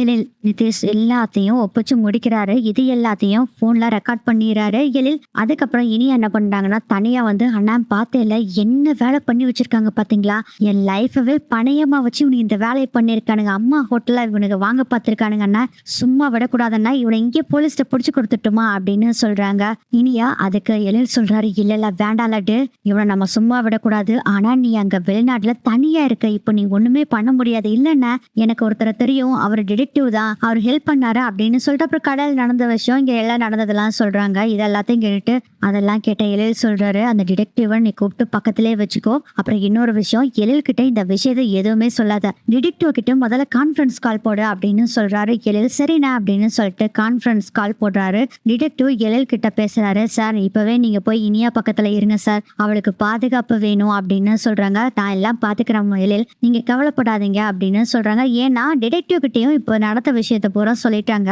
அப்போ டிடெக்டிவ் சொல்றாரு இனியா கிட்ட, இனியா இந்த விஷயத்த பத்தி எதுவுமே நீ அவர்கிட்ட கேட்டுக்க வேண்டாம், ஊருக்கு போற வரைக்கும் நீ எதுவுமே பேசாத, வீட்டுக்கு போன பின்னாடி நேரா நீ நிதிஷ் வீட்டுக்கு போகாத, இல்லை நீங்க வீட்டுக்கு கூட்டிட்டு போயிருங்க, ஏன்னா அங்க போனா இனியாக்கு ஆபத்து. ஏன்னா நீங்க சொன்னதை வச்சு பாக்குறப்போ அந்த நிதிஷோட அப்பா ரொம்ப மோசமான ஆளு, அவரோட காரியத்தை சாதிக்கிறதுக்கு என்ன வேணாலும் செய்வாரு, அதனால நம்ம இனியாவோட உயிருக்கு ஆபத்து, அதனால நீங்க நேரா ஏர்போர்ட் வந்தோடனே இனியாவை நீங்க கூப்பிட்டுட்டு வந்துருங்க. ஆனா என்ன சொல்றீங்க தெரியுமா, இனியாவை எங்களுக்கு பார்க்காம ஒரு மாதிரி இருக்கு, அதனால நாங்க நேரா இனியாவை எங்க வீட்டுக்கு கூட்டிட்டு போறோம், மத்தியானம் ஈவினிங் வாக்குல உங்களுக்கு வீட்டுல கொண்டு வந்து விட்டுறேன்னு சொல்லி கூட்டிட்டு போயிருங்க அப்படின்னு சஜஸ்ட் பண்றாரு. டிடெக்டிவ் சொன்னதை கேட்டுட்டு எழில் சொல்றாரு, அதே மாதிரி செஞ்சுக்கலாம் அப்படின்னு சொல்லிட்டு, டிடெக்டிவ் நீங்க மட்டும் அங்க போய் இருங்க, இனியா பாவம் அப்படின்னு சொல்றாங்க. நான் பாத்துக்கிறேன் சார் அப்படின்னு சொல்லிட்டு என்ன பண்றாருன்னா டிடெக்டிவும் போனை கட் பண்ணிடுறாரு. இப்போ நேரா இனியா தங்கிட்டு இருக்காங்கல்ல அந்த ஹோட்டலுக்கு வர்றாங்க. அப்புறம் இனியா கிட்ட வந்து பேசுறாங்க. இனியாவும் நடந்ததெல்லாம் சொல்றாங்க. இதெல்லாம் கேட்ட டிடெக்டிவ், கவலைப்படாத இனியா, உன்னை நான் ஃபிளைட் ஏத்தி விட வேண்டியது உன்னோட பொறுப்பு, உன் கணவர்கிட்ட இருந்து எந்த பிரச்சனையுமே உன்னை வராம நான் காப்பாத்துறேன், கவலைப்படாதன்னு சொல்லிடுறாங்க. அதுக்கப்புறம் அவர் தூங்கிக்கிட்டே இருக்காரு. அடுத்த நாள் காலையில ஆகுது, அப்பயும் அற போதையிலே இருக்கிறாரு, ஃபிளைட்டுக்கு வேற லேட் ஆயிடுச்சு. அதுக்கப்புறம் எப்படியோ அந்த மருந்து இந்த மருந்துன்னு கொடுத்து போதையெல்லாம் சரி பண்ணி ஸ்டெடி ஆக்கிடுறாங்க. அப்பதான் சுயநினைவே வருது நிதிஷ்க்கு. எனக்கு என்ன நடந்தது, என்னாச்சு அப்படின்னு வெளி காமிக்காமையே பேசுறாங்க இனியா. அது ஒண்ணு இல்லைங்க, அது வந்து நீங்க அப்படிங்கும் போதே அந்த டிடெக்டிவ் சொல்றாரு, அது ஒண்ணு இல்ல தம்பி, உங்களை யாரோ கூட்டிட்டு போயிருக்காங்க கடைக்கு, சரக்கு நீங்க ஏதாவது சாப்பிட்டுருக்கீங்க அப்படிங்கிற மாதிரி சொல்றாங்க. ஓ அப்படியா, நான் எந்த தப்பும் பண்ணலையே அப்படின்னு சொல்றாங்க. ஏங்க நீங்க எந்த தப்பு பண்ண மாட்டீங்க எனக்கு தெரியும் அப்படின்னு சொல்லி ஒரு பிட்ட போட்டுட்டு இருக்காங்க. இனியா இவர் சொன்னது எதுவுமே வெளியே காமிக்காம அமைதியாவே இருக்காங்க. எப்படியோ ஏர்போர்ட்டும் வந்து சேர்ந்துடுறாங்க, ஃப்ளைட்டும் பிடிச்சி ஏறிடுறாங்க. யோசனை பண்ணிட்டு இருக்காரு, நேற்று என்ன பண்ணோம், இந்த கடையை பார்த்தோம், அதுக்கப்புறம் இனியா கிட்ட போய் சொல்லிட்டு கடைக்கு போனோமா இல்லையா அப்படின்னு யோசனை பண்ணிக்கிட்டே வந்துட்டு இருக்காரு. ஏன்னா அதெல்லாமே மறந்துடுச்சு. இனியாவும் அமைதியா வந்துட்டு இருக்காங்க. அதுக்குள்ள நம்ம இனியா வர்றதுக்குள்ள எல்லாம் ஏற்பாட்டெல்லாம் பண்ணணும்ல, அதனால எழில் என்ன பண்றாருன்னா இனியா வந்த பின்னாடி நேரா வீட்டுக்கு கூட்டிட்டு வந்துட்டு அதுக்கப்புறம் அம்மா கிட்ட மத்தவங்க கிட்ட எல்லாம் சொல்லிக்கலாம், நம்ம சொன்னோம்னா யாரும் கேட்க மாட்டாங்க, அம்மா தான் கேட்பாங்க, மத்தவங்க யாரும் கேட்க மாட்டாங்க, சோ இனியா வந்து இந்த விஷயத்த எல்லாம் சொல்லட்டும் அப்படின்னு நினைச்சிட்டு இருக்காரு. அதுக்குள்ள இந்த ரெக்கார்டர் நோட்டை வேணா அம்மாக்கு காமிக்கலாமா அப்படின்னு யோசனை பண்ணிட்டு இருக்கும் போதே ஒரு போன் கால் வருது. பாக்கியா ஹோட்டல் 2க்கு எடுத்திருந்தாங்கல்ல, அதான் எழிலோட ஃப்ரெண்ட் இருக்காருல்ல, அவங்க அம்மா கூப்பிடுறாங்க. இது ஆன்டி கூப்பிடுறாங்களே அப்படின்னு பார்த்துட்டு, சொல்லுங்க ஆன்டி அப்படின்னு போனா எடுத்து பேசுறாரு எழில். தம்பி உங்ககிட்ட ஒண்ணு பேசணும்பா அப்படின்னு சொல்றாங்க. அவங்க ஃப்ரெண்ட் அம்மா, ஆண்டி சொல்லுங்க ஆண்டி, ஏதாச்சும் பிரச்சனையா? இல்லப்பா ஒரு முக்கியமான விஷயம் பேசணும், நீ வா அப்படின்னு சொல்றாங்க. எங்க ஆண்டி வரத சொல்லுங்க அப்படின்னு ஒரு கோயிலுக்கு சொல்றாங்க. அங்க வந்துருப்பா, ரொம்ப முக்கியமான விஷயம் அப்படின்னு சொல்றாங்க. கண்டிப்பா ஆண்டி நான் வரேன் அப்படின்னு பேசிட்டு போனை கட் பண்ணிடுறாங்க. அதுக்கப்புறம் எழில் ஃப்ரெண்ட் அவங்க அம்மா கூப்பிட்ட இடத்துக்கு போறாங்க. அங்க போன பின்னாடி தான் அந்த ஆன்ட்டியே சொல்றாங்க, தம்பி இந்த இடத்த வித்தாங்கல்ல, எது ஆன்ட்டி? அதான் எங்க ரெஸ்டாரண்ட்டை உங்க அம்மா வாடகைக்கு எடுத்திருந்தாங்கல்ல. ஆமா, அந்த இடத்த வித்தது பெரிய சூழ்ச்சி தம்பி. என்ன ஆன்ட்டி சொல்றீங்க? ஆமாப்பா, நீயும் என் வீட்டுக்காரும் பேசிட்டு இருந்ததை பார்த்தேன் ஆன்ட்டி. அப்ப நீங்க சொல்றத பார்த்தா இத சுதாகர் தான் வாங்கியிருக்காரா? இல்ல தம்பி, அவரை சொன்ன மாதிரி சுதாகர் வாங்கல, வேற ஒருத்தர் தான் வாங்கியிருக்காரு. ஆனா அந்த பணம் எல்லாமே சுதாகரோட தான். சுதாகர் தான் பணம் கொடுத்து இவரை வாங்க சொல்லியிருக்காங்க. அது இவருக்கும் தெரியும். ஆனா உங்ககிட்ட சொல்லக்கூடாதுன்னு சொல்லியிருக்கனால மறைக்கிறாங்க.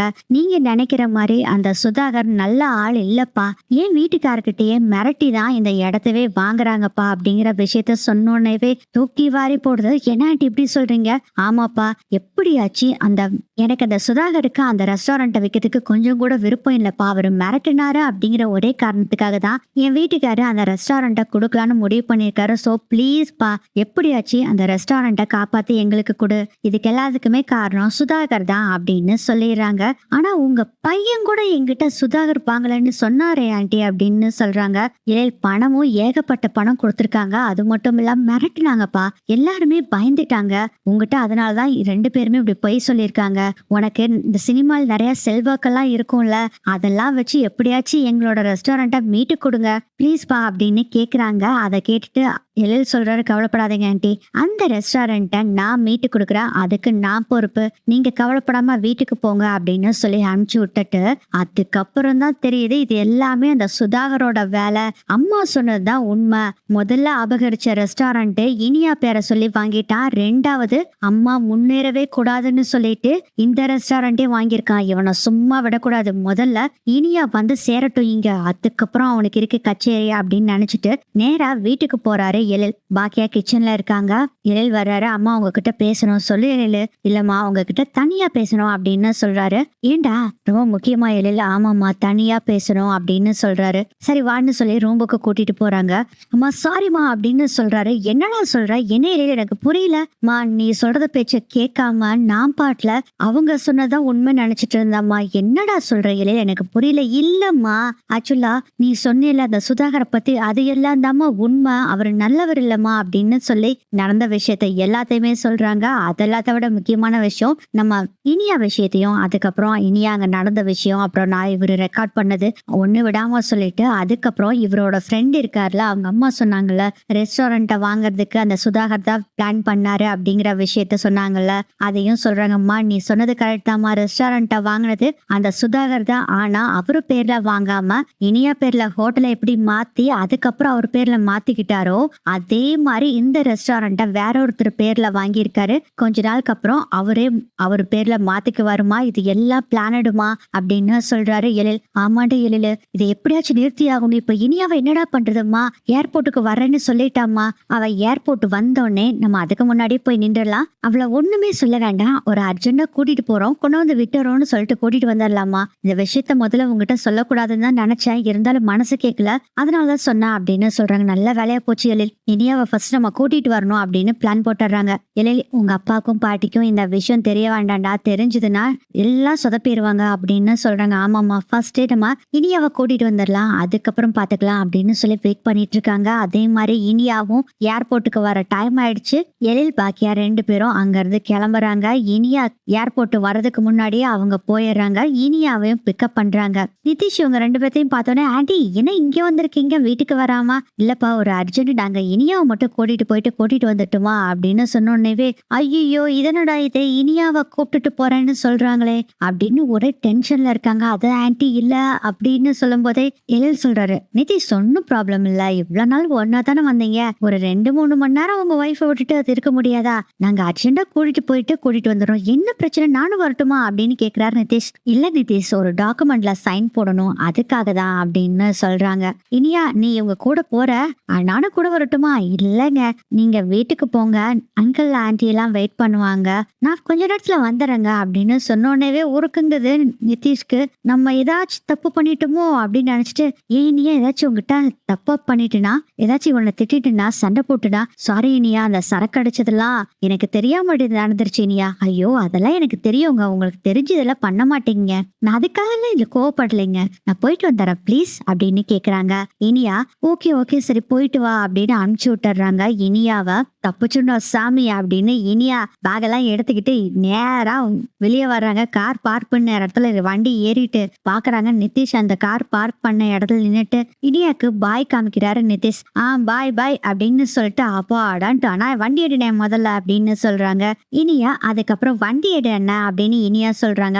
காரை டிரைவ் பண்ணி போயிட்டு இருக்காரு எழில். பாக்யாக்கு இப்பதான் உயிரே வருது. அப்பாடா இனியா உன்னை பத்திரமா கூட்டிட்டு வந்தாச்சு அப்படின்னு சொல்லி இனியாவை கட்டி பிடிச்சுக்கிறாங்க. மா எவ்வளவு கெட்டவங்க பாருமா இவங்க எல்லாம் சொன்னா எழில். அதே மாதிரி அந்த ரெக்கார்டையும் காமிச்சா. நான் முதல்ல சொன்ன யாருமே கேட்க மாட்டேன்ட்டாங்க இனியா, உன்னோட லைஃபே இப்படி வேஸ்ட் ஆயிடுச்சு அப்படின்னு ரொம்ப ஃபீல் பண்றாங்க. அதுக்கு இனியா சொல்றாங்கம்மா, ஆகாஷே பரவாயில்லம்மா, அவன் ரொம்ப நல்லவம்மா, ஆனா அவனை விட்டுட்டு இவனை கல்யாணம் பண்றது எனக்கு மனசு கஷ்டமா இருக்கு. அப்பா சொன்னாருங்கிறதுக்காக தான் நான் கல்யாணத்துக்கே ஒத்துக்கிட்டம்மா. எனக்கு தெரியும் இனியா செல்லம், எப்படியோ நீ அந்த நிதிஷ் கிட்ட இருந்தும் அவங்க ஃபேமிலி கிட்ட இருந்தும் தப்பிச்சாச்சு, இனி நம்ம சும்மா இருக்க கூடாது அப்படின்னு சொல்றாங்க. பாக்கியா என்னம்மா இப்ப பண்ணலாம் அப்படின்னு சொல்றாரு எழில். அதுக்கு டிவோர்ஸ் முதல்ல வாங்கணும் இவன் கிட்ட இருந்து அப்படின்னு பாக்கியா சொல்லவும் இனியா சொல்றாங்க, அம்மா டிவோர்ஸ் மட்டும் வாங்கினா பத்தாது, டிவோர்ஸ் வாங்கணும்னே அந்த ஹோட்டலை முதல்ல நம்ம வாங்கணுமா, அந்த ஹோட்டலுக்காக தானே உன்னையும் ஏமாத்தி நம்ம வீட்டுல இருக்க எல்லாத்தையும் ஏமாத்தி என் லைஃபையும் கெடுத்தானுங்க, அந்த ஹோட்டல் அவங்க கிட்ட இருந்து வாங்காம விடக்கூடாதுமா அப்படின்னு சொல்றாங்க இனியா. எழில் சொல்றாரு விடக்கூடாதுமா, இனியா சொல்ல மாதிரி அந்த ஹோட்டலை வாங்கணும், அவனோட முகத்திரைய கிழிச்சு எறியணுமா அப்படின்னு சொல்றாரு. ஆமா எழில நம்ம அதை முதல்ல செய்யணும் அப்படின்னு சொல்றாங்க பாக்கியா. இப்போ பாட்டி கோபியோட வீட்டுல இருக்காங்க. பாட்டி உட்காந்துட்டு இருக்காங்க. அப்போ கோபி வெளியே போயிட்டு வந்துட்டு, மா இனியா இப்போ வந்திருப்பா, வீட்டுக்கு போயிருப்பான்னு நினைக்கிறேன், இனியாக்கு கால் பண்ணி பேசலாமா அப்படின்னு கேக்குறாரு கோபி. ஆமாடா வெளிநாடு போயிட்டு வந்திருக்கா, என்னன்னு கேட்கலாம், ஃபோன் பண்ணு அப்படின்னு சொல்றாங்க. ஃபோன் பண்றாரு கோபி. இனியா பாக்குறாங்கம்மா, அப்பா தான் கால் பண்றாரு, இனியா அந்த போனை அட்டன் பண்ணாத அப்படின்னு எழில் சொல்றாரு. சரிண்ணே அப்படின்னு போனை அட்டன் பண்ணல. 2-3 தடவை கால் பண்றாரு கோபி, போனை அட்டன் பண்ணவே இல்லை இனியா. சோ என்ன பண்றாருன்னா நிதிஷ்க்கு கால் பண்றாங்க. நிதிஷ் போனை எடுத்து நடந்த விஷயத்த பூரா சொல்றாங்க. இதை கேட்டு ஷாக் ஆயிடுறாரு. எதுக்காக இனியாவை இவங்க 2 பேரும் கூட்டிட்டு வர்றாங்க அப்படின்னு தெரியல. அதனால போனை வைங்க நிதிஷ், நான் என்னன்னு கேட்டு சொல்றேன்ட்டு போனை கட் பண்ணிட்டு, அம்மா என்னம்மா இந்த பாக்கியாவும் எழிலும் பண்ணிட்டு இருக்காங்க, என்னடா கோபி சொல்றா. ஆமாமா இந்த எழிலும் பாக்கியாவும் சும்மா இருக்காங்களா அப்படின்னு நடந்த விஷயத்தெல்லாம் சொல்றாங்க. இதை கேட்டுட்டு பாட்டிக்கு பயங்கர கோபம் வருது. இந்த பாக்கியாக்கு அறிவு எங்கதான் போச்சு, எதனால இந்த பாக்கியா இப்படி இருக்கா, எதுக்கு புள்ளையோட லைஃப கெடுக்கிறதுக்குன்னே இதெல்லாம் பண்ணிட்டு இருக்காளா, எதுக்கு அவங்க 2 பேரும் ஹனிமூன் போயிட்டு வர்ற சமயத்துல தனியா கூட்டிட்டு வரணும், இதெல்லாம் தப்பு இல்லையா, பாக்கியாக்கு முதல்ல போனை போடு கோபி, நான் அவகிட்ட பேசணும், ஏதோ பண்றமா அப்படின்னு கோபி பாக்கியாக்கு கால் பண்றாங்க. உங்க அப்பா தாண்டி கால் பண்றாங்க, உன்னை கூப்பிட்டு பார்த்தாரு, நீ எடுக்கல உடனே எனக்கு கால் பண்றாரு. மா எடுக்காதமா, இல்ல இல்ல நான் எடுக்க மாட்டேன் எழிலு அப்படின்னு போன் எடுக்காம விட்டுறாங்க. கோபியும் 2-3 தடவை கால் பண்ணிட்டு அதுக்கப்புறம் செம்ம கடுப்பாயி எழிலுக்கு கால் பண்றாங்க. எழில் பார்த்துட்டு அப்பா தான் கால் பண்றாரு. ஆல்மோஸ்ட் இந்த விஷயம் தெரிஞ்சிருச்சு போல இருக்கு, நம்ம வீட்டுக்கு போறதுக்கு முன்னாடி அவங்க வீட்டுல இருப்பாங்கன்னு தான் நினைக்கிறேன் அப்படின்னு சொல்லிட்டு இருக்காங்க. அதுக்கு இனியா சொல்றாங்க, டாடி பாவம் இந்த விஷயம்லாம் கேட்டா ரொம்ப மனசு கஷ்டப்படுவாரு, ஏற்கனவே ப்ராப்ளத்துல இருக்காரு அவரு அப்படின்னு சொல்லும்போது, அதெல்லாம் ஒண்ணு இல்லை இனியா, உன்னோட லைஃப் எப்படியோ தப்பிச்சுதுன்னு நாங்க எல்லாருமே சந்தோஷப்படுவோம் அப்படின்னு சொல்றாங்க பாக்கியா. அதுக்கப்புறம் வீட்டுக்கு போறாங்க. பார்த்தா எழில் சொன்ன மாதிரியே கோபி பாட்டி 2 பேரும் வீட்டுல தான் இருக்காங்க. இனியா வர்றத பார்த்து செம்ம கடுப்புல இருக்காங்க. ஆனா இனியா என்ன பண்றாங்கன்னா டாடி அப்படின்னு ஓடி போய் கட்டி பிடிச்சு பயங்கரமா அழுகுறாங்க. பாட்டி ஜெனி செலியன் அமிர்தா எல்லாருமே பதறி போயிடுறாங்க. என்னாச்சு அப்படின்னு எல்லாருமே கேக்குறாங்க. கோபி கேக்குறாங்க, அம்மா ஏதாச்சும் சொன்னாங்களா அப்படின்னு கேக்குறாங்க. திட்டுனாங்களா, எதுக்கு அம்மா உன்னை இங்க கூட்டிட்டு வந்தாங்க அப்படிங்கும் போதே பாக்கியா வர்றாங்க. பாக்கியா என்னத்த பண்ணி வச்சிருக்கு பாக்கியா, எதுக்காக இனியாவை இங்க கூட்டிட்டு வந்த, இங்க பாரு இனியா எப்படி அழுகுறா பாரு அப்படின்னு சொல்லிட்டு இருக்காரு கோபி. பாட்டி சும்மா இருப்பாங்களா, உன் பொண்ணோட வாழ்க்கையை நீயே கெடுக்கிறியேடி, ஏன் இப்படி பண்ற பாக்கியா அப்படி இப்படின்னு பாக்கியாவை பிடிச்சி திட்டுறாங்க. அப்போ கரெக்டா எல் வர்றாரு. நிதிஷ் நிதிஷ் பேசின ஆடியோவை சேவ் பண்ணி வச்சிருந்தாருல அந்த ஆடியோவை ப்ளே பண்றாரு. இவங்க எல்லாருமே கேட்டு அப்படி பயங்கர ஷாக் ஆகுது. கோபிக்கு பயங்கர டென்ஷன் ஆகுது. என்னமோ பெரிய நல்லவன் மாதிரி இப்படி பேசிட்டு இருந்தான் அந்த சுதாகர், எவ்வளவு பெரிய கேவலமான ஆளா அப்படின்னு சொல்லிட்டு இருக்கும் போதே இன்னொரு விஷயத்தையும் சொல்றப்பா கேட்டுக்குங்க. அம்மா இப்ப வாடகைக்கு வச்சிருக்காங்கல்ல இன்னொரு ரெஸ்டாரண்ட், அந்த ரெஸ்டாரண்ட்டை வாங்கினதோ அந்த சுதாகர் தான். ஆக்சுவலா சுதாகர் தான் வாங்கிட்டு வேற ஒருத்தர்கிட்ட வாங்கின மாதிரி வேற ஒரு பேர்ல மாத்திட்டு அதுக்கப்புறம் கொஞ்ச நாளுக்கு அப்புறம் சுதாகர் பேர்லயே அந்த ரெஸ்டாரண்ட்டை மாத்துறதுக்கு தான் இந்த பிளான் பண்ணிருக்கான். அம்மாவை முன்னுக்கு வரக்கூடாதுன்னு தான்ப்பா இத்தனையும் பண்ணிருக்கான் அப்படிங்கிற விஷயத்த சொன்னோன்னே பாட்டிக்கு செம்ம கோவம் வருது. இத்தனை பேர் இருக்கும், நீங்களே என்னடா பண்ணிட்டு இருக்கீங்க, அவன் அத்தனை ஏமாத்திருக்கான், எல்லாரும் நம்பிருக்கீங்களே அப்படின்னு சொல்லும் போது அத்தை நீங்களும் சேர்ந்துட்டு தான் அத்தை இதெல்லாம் பண்ணீங்க அப்படின்னு பாக்கியா சொல்றாங்க. கோபி ரொம்ப ஷாக்ல இருக்காரு. என் பொண்ணோட வாழ்க்கை போயிடுச்சு அப்படின்னு கவலைப்பட்டுட்டு இருக்காரு. அதுக்கு செலையன் சொல்றாரு, அப்பா இதை சும்மா விடக்கூடாதுப்பா, முதல்ல நம்ம இனியாக்கு டிவோர்ஸ் வாங்கி கொடுக்கணும், அந்த போதை கைகிட்ட இருந்து நம்ம முதல்ல இனியாவை காப்பாத்தணும்ப்பா, எப்படியும் அவன் வந்து கூப்பிடுவான், ரெஸ்டாரண்ட்டையும் வைக்க விட மாட்டான், என்ன பண்றதுன்னு தெரியலையே அப்படின்னு சொல்றாரு. செலியன் சொல்லிட்டு அவங்க அம்மா கிட்ட போய் சாரிம்மா, நீ சொன்னதை கேட்காம நாங்களும் அவர் நல்லவர் நினைச்சு இப்படி பண்ணிட்டோம், சாரிம்மா அப்படின்னு சொல்றாரு.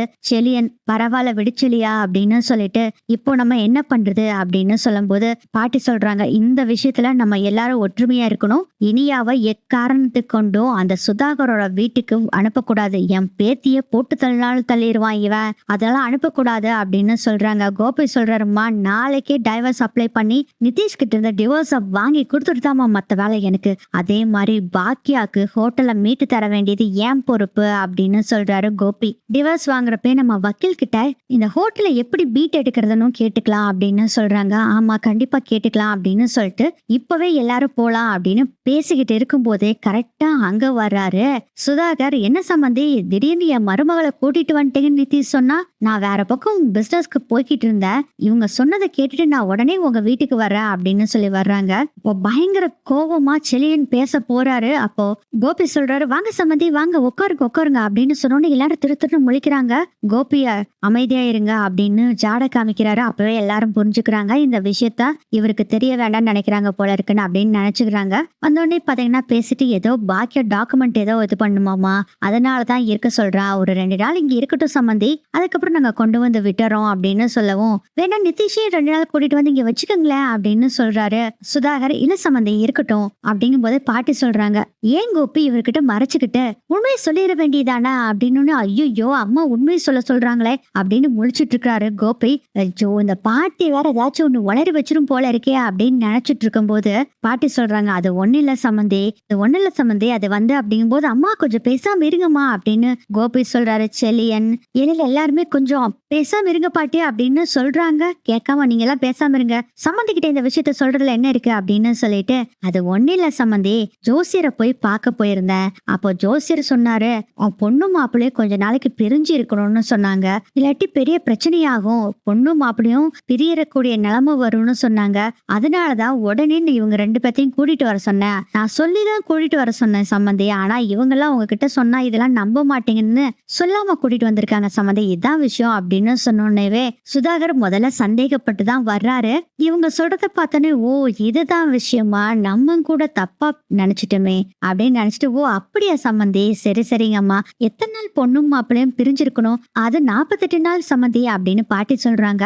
சரளமா உருட்டிக்கிட்டு இருக்காங்க பாட்டியும், அதையும் சுதாகர் நம்பிட்டு இருக்காரு. ஆனா சுதாகர் எவ்வளவு பெரிய வில்லனா இருந்தாலும் மகன் விஷயத்துல ஏமாந்துட்டாரு. பாட்டி சொன்னதை கேட்டுட்டு சுதாகர் சொல்றாரு, நீங்க சொல்றதும் கரெக்ட் தான், சரி அப்படியே இருக்கட்டும், அப்பப்போ நிதிஷ்க்கு கூப்பிட்டு பேசிக்கமா அப்படின்னு சொல்லிட்டு நான் கிளம்புற சம்மதி அப்படின்னு அங்கிருந்து கிளம்பிடுறாரு. இருந்தாலும் மனசுக்குள்ள நெருடலாவே இருக்கு சுதாகருக்கு.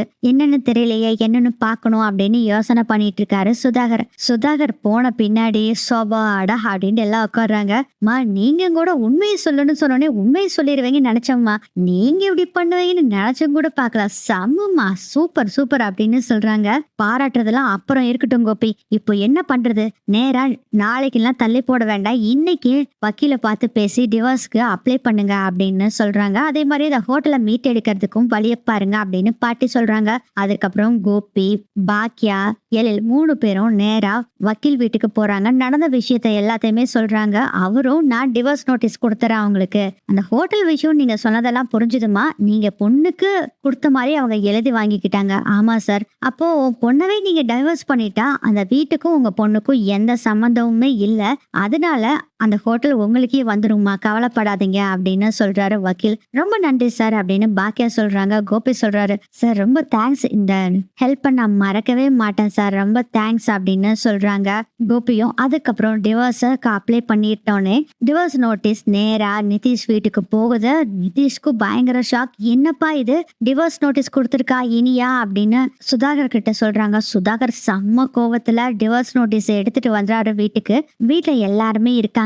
என்ன சம்மந்தி இது, டிவோர்ஸ்க்கு அப்ளை பண்ணிருக்கீங்க, என்ன நடக்குதுங்க அப்படின்னு சொல்லவும், உங்க பையன் எங்களுக்கு பிடிக்கல, உங்க பையன் போதக்கையா இருக்கான், அவன் நல்லவனும் இல்ல, அதே மாதிரி எங்க மாப்பிள்ளையோட அப்பா இருக்காரு, அவன் ஒரு கேடு கெட்டவன், அவன் ஹோட்டல் வாங்குறதுக்காக அவனோட பையனவே பணயமா வச்சு, அவன் பையனோட வாழ்க்கைய பணயமா வச்சு ஹோட்டல் வாங்கியிருக்கான். அதனால எங்களுக்கு அந்த குடும்பத்தை பிடிக்கல, அதாவது உங்க குடும்பத்தை எங்களுக்கு பிடிக்கல, அதனாலதான் டிவோர்ஸ்க்கு அப்ளை பண்ணோம் அப்படின்னு கோபி பயங்கர கெத்தா பேசுறாரு. பாக்கியாவே ஒரு நிமிஷம் ஸ்டன் ஆயிடுறாங்க. வாவ், இப்படி பேசுறாரு அப்படின்னு சொல்லி. ஏன்னா எப்பயுமே பாக்கியாக்கு சப்போர்ட் பண்ணி பேச மாட்டாரு. இப்போ வர வர பாக்கியா நல்லா இருக்கணும் அப்படின்னு கோபி திருந்தி வந்துட்டு இருக்கிறத பார்த்து பாக்கியாக்கே மனசுக்குள்ள சந்தோஷமாகுது. பாக்கியாவை பார்த்து, என்ன சம்மந்தி, வீட்டுல இருக்க எல்லாத்தையும் மாத்திக்கிட்டு இருக்கீங்களா அப்படின்னு கேட்கும்போது பாட்டி சொல்றாங்க, ஏய் சுதாகர், இங்க வாடா, என்னண்டா நினைச்சுக்கிட்டு இருக்க, என் மருமக கஷ்டப்பட்டு அந்த ஹோட்டல் ரெண்டையும் வைக்கிறதுக்கு எவ்வளவு சிரமப்பட்டிருப்பா.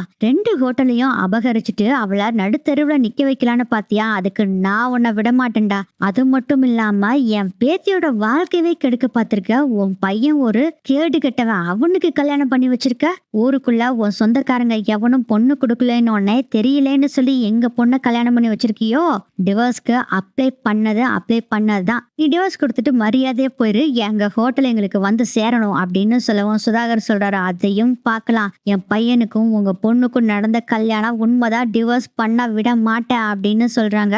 அதையும் பார்க்கலாம் மிஸ்டர் சுதாகர் அப்படின்னு சொல்றாங்க. பாக்கியா அப்படி திரும்பி பாக்குறாரு. ஓ சம்மந்தி, ஓவரா பேசிக்கிட்டு இருந்த சம்மந்தி இல்ல, இப்போ ரொம்பவும் பேசுற, உன்னோட கொட்டத்தெல்லாம் நான் அடக்கறேன் பாரு அப்படின்னு சொல்றாரு சுதாகர். அதையும் பார்க்கலாம், இவ்வளவு நாள் உங்க டர்னா இருந்தது, இப்போ என் டர்ன். முதல்ல நான் மட்டும் தன்னந்தனியா போராடிக்கிட்டு இருந்தேன், இப்போ என் குடும்பமே என் பக்கம் மிஸ்டர் சுதாகர். கண்டிப்பா அந்த ஹோட்டலை நாங்க மீட்டி எடுப்போம் அப்படின்னு சொல்றாங்க பாக்கியா. அதையும் பார்க்கலாம் அப்படின்னு சொல்லிட்டு கோவமா போறாரு சுதாகர். அதுக்கப்புறம் டிவோர்ஸ் கேஸ் வந்து ஹியரிங் வருது. நிதிஷ் கிட்ட இந்த விஷயத்தெல்லாம் கேக்குறாங்க. கண்டிப்பா நான் இந்த தப்பு எதுவுமே பண்ணல, நான் சரக்கெல்லாம் அடிக்கல அப்படின்னு நிதிஷ் சொல்றாரு. அப்புறம் என்ன, இவங்க ரெக்கார்ட் பண்ணி வச்சிருக்காங்கல்ல, அதெல்லாம் எவிடன்ஸா காமிக்கிறாங்க. அதை கேட்டோன்னேவே, டே நிதிஷ், நான் பெத்த மகனை, பணங்குட்ட தலையா, இப்படி என்ன கவுத்து விட்டுட்டியேடா அப்படின்னு சொல்லிட்டு நிதிஷ் மேல செம்ம காண்டில் இருக்காரு சுதாகர். மேனேஜர் கேக்குறாரு, சார் உங்க பையன் வாக்குமூலம் கொடுக்கற மாதிரி அத்தனை விஷயத்தையும் சொல்லி வச்சிருக்கான் சார், சான்ஸே இல்ல நம்ம தப்பிக்கிறதுக்கு அப்படின்னு சொல்றாங்க. அதுக்கு சுதாகர் சொல்றாரு, என்னதான் ஆனாலும் சரி நம்ம வக்கீல் டெல்லியில இருந்து கூட்டிட்டு வந்திருக்கோம், அவர் ஜெயிப்பார் பாரு அப்படின்னு சொல்றாங்க. இதெல்லாம் கேட்டுட்டு இருந்த வக்கீல் சொல்றாரு, இது ஏஐ மூலமா வாய்ஸ பேச வச்சிருக்காங்க, சோ இதை நம்ப முடியாது அப்படின்னு வக்கீல் சொல்றாரு. அதுக்கப்புறம் வக்கீல் என்ன பண்றாருன்னா, நிதிஷ் பேசின மாதிரியே அவர் ஒரு வாய்ஸ் நோட் வச்சிருக்காரு. அந்த வாய்ஸ் நோட்டை கொடுக்குறாங்க. அதுல ரொம்ப நல்லவர் மாதிரி நிதிஷ் பேசுறாரு. அதே மாதிரி நம்ம இனியா இருக்காங்கல்ல, அவங்க பேசின மாதிரி ஒரு ஏஐல வாய்ஸ் வேற சேஞ்ச் பண்ணி கொடுத்துருக்காங்க. அந்த வாய்ஸ் நோட்டை கொடுக்குறாங்க. இது எதுவுமே நிதிஷும் பேசல, இனியாவும் பேசல, இது ஏஐ தான் கிரியேட் பண்ணது. சோ யுவரானார், இது எல்லாமே ஃபேக், நம்ப முடியாது அப்படின்னு சொல்லிடுறாரு. இதெல்லாம் ஜட்ஜ் கேட்டுட்டு வேற ஏதாச்சும் எவிடன்ஸ் இருந்தா கொடுங்க அப்படின்னு இனியா தரப்புல வாதாடுற வக்கீல் கிட்ட கேக்குறாங்க. வக்கீல் அப்படி திருத்துன்னு முழிச்சிட்டு இருக்கும்போது சுதாகர் சொல்றாரு மேனேஜர் கிட்ட, பார்த்தையா எப்படி நம்ம வக்கீல் கவுத்து புட்டாரு பாரு அப்படின்னு சொல்றாரு. ஆமா சார், நான் எதிர்பார்க்கவே இல்லை அப்படின்னு மேனேஜர் சொல்றாரு. அப்போதாங்க இனியாவோட வக்கீல் ஒரு செக் வைக்கிறாரு.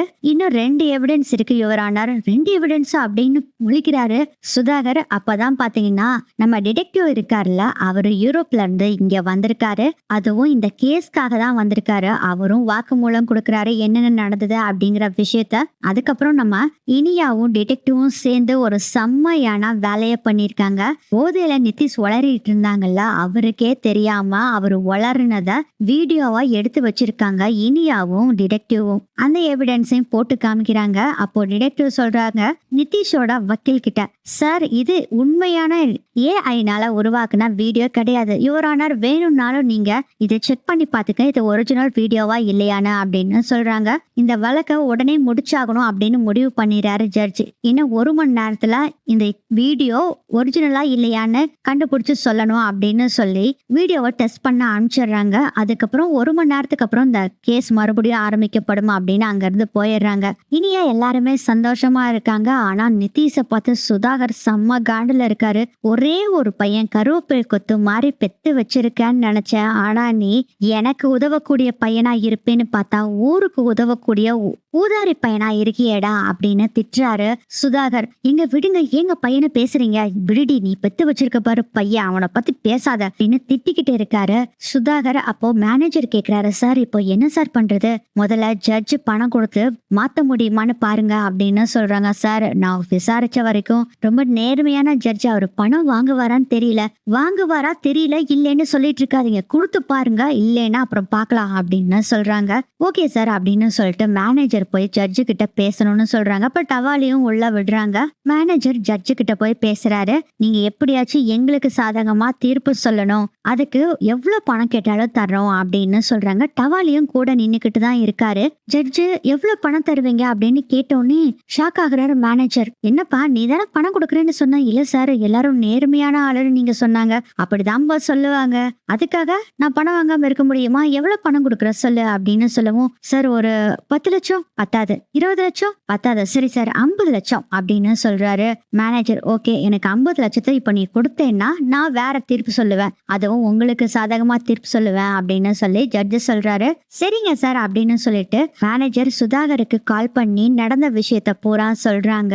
அவரும் 50 லட்சம் ரெடி பண்ணிட்டு வர்றாரு. உங்க முதலாளி சுதாகரை காசை கொண்டு வந்து கொடுக்கணும், அதை முதல்ல சொல்லு அப்படின்னு சொல்றாங்க. சார் உங்களை பைசா கொண்டு வர சொல்றாரு சார் அப்படின்னு மேனேஜர் சொல்றாரு. தாராளமா நானே கொண்டு வந்து தரேன் அப்படின்னு சொல்லிட்டு சுதாகரும் பணத்தை கொண்டு வந்து ஜட்ஜோட ஆபீஸ் இருக்கும்ல அங்க கொண்டு வந்து கொடுக்குறாங்க. அந்த பணத்தை வாங்கிக்கிட்டு உங்களுக்கு சாதகமா சொல்றேன் சார், நீங்க போயிட்டு வாங்க அப்படின்னு அனுப்பிச்சு விட்டுறாரு சுதாகருக்கு செம்ம ஜாலி. மேனேஜர் கிட்ட சொல்றாங்க, அந்த ஆள் பணம் வாங்க மாட்டான்னு சொன்னேன், கடைசியில பாத்தியா 50 லட்சம்னே சரின்னு சொல்லிட்டாரு, இதுதான் பணத்தோட மகிமை அப்படின்னு வந்து அந்த கோர்ட்ல வந்து உட்கார்றாங்க. பாக்கியா இவங்களெல்லாம் பார்த்துட்டு அப்படி கெத் லுக் விட்டு நக்கலா ஒரு சிரிப்பு வேற சிரிச்சுக்கிட்டு இருக்காரு சுதாகர். இதை பார்த்தோன்னேவே எழிலுக்கு ஒரு மாதிரி இருக்கு, என்னமா இது நக்கலா சிரிக்கிறாரு, என்னன்னு தெரியல எழில், பார்க்கலாம் இரு அப்படின்னு சொல்றாங்க. அப்புறம் கொஞ்ச நேரத்துல இனியா நிதிஷோட கேஸ் அந்த ஹியரிங்க்கு வருது. அதுக்கப்புறம் பேசுறாங்க. வக்கீல ஒவ்வொருத்தரும் மாத்தி மாத்தி பேசிட்டு இருக்காங்க. பேசி முடிச்ச உடனே தீர்ப்பு எழுத போறாரு ஜட்ஜு சொல்றாரு, தீர்ப்பு எழுதுறதுக்கு முன்னாடி உங்க எல்லாத்துக்கிட்டையும் ஒரு விஷயத்த சொல்லணும் அப்படின்னு சொல்லி டவாலி கிட்ட கண் அசைவு காமிக்கிறாரு. உடனே அவர் போய் ஒரு டிவியை கொண்டு வர்றாரு. அந்த டிவில ஒரு பென் டிரைவை மாட்டுறாங்க, அப்படியே போட்டு காமிக்கிறாங்க. அங்க இருக்க மக்கள் முன்னாடி எல்லாரும் பார்த்தா பயங்கர ஷாக்.